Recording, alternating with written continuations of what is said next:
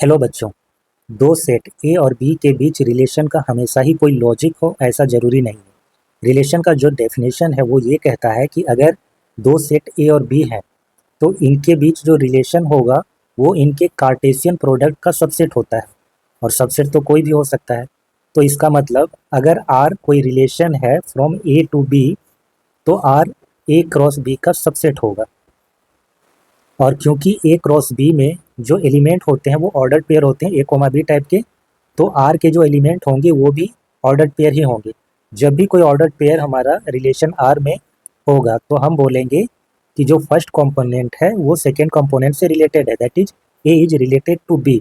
और इसका कोई लॉजिकल कनेक्शन हो ऐसा ज़रूरी नहीं, क्योंकि हम जानते हैं कि इम्पटी सेट हर एक सेट का सबसेट होता है। तो यहाँ पर कार्टेशियन प्रोडक्ट का ये सबसेट होगा, इसीलिए 5 ही एक रिलेशन होता है फ्रॉम ए टू बी, इसको बोलते हैं इम्पटी रिलेशन।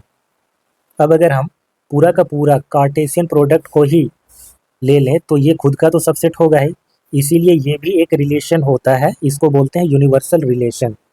अब एक एग्जांपल से समझते हैं। हमारे पास दो सेट है ए और बी, तो इसका जो कार्टेशियन प्रोडक्ट होगा उसमें ए के सारे एलिमेंट बी के सारे एलिमेंट से रिलेटेड होंगे, जो कि ये सेट बनेगा हमारा।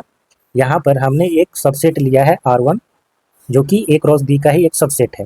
ठीक है, 1A 2A 3A, मतलब 1 रिलेटेड है ए से, 2A से और 3A से। क्योंकि ये सबसेट है हमारा ए क्रॉस बी का, तो ये एक रिलेशन होगा ए से बी में।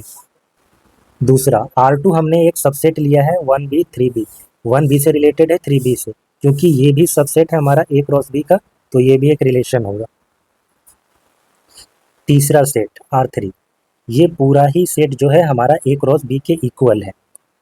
अगर ए क्रॉस बी के इक्वल है दैट मीन्स ये खुद का तो सबसेट होगा ही, तो ये भी एक रिलेशन है फ्रॉम ए टू बी। इसके बाद हम फोर्थ कलेक्शन लेते हैं जिसमें हम कोई भी एलिमेंट को नहीं रखते, यानी कि एक इम्पटी सेट, और ये भी हमारा क्या है, subset of A cross B. तो ये एक इम्पटी रिलेशन है फ्रॉम ए टू बी।